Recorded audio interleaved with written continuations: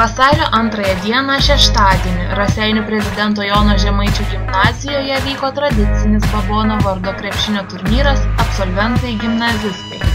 Kaip ir kiekvienais metais, šios krepšinio rungtynės sulaukė didelio dabartinių gimnazijos mokinių ir absolventų dėmesio.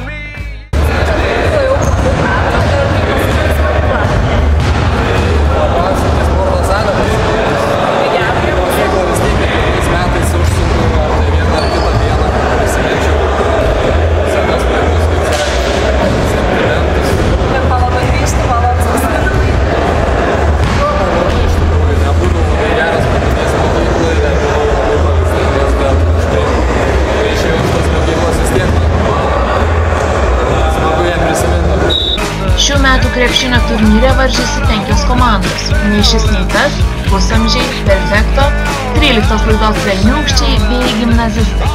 Pertraukų metu nuotaiką skaidrino Don't Stop šokių kolektyvo merginos.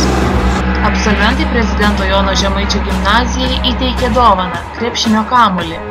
Po atkaklios kovos pagrindinį prizą – pereinamąją taurę laimėjo krepšinio komanda Perfekto.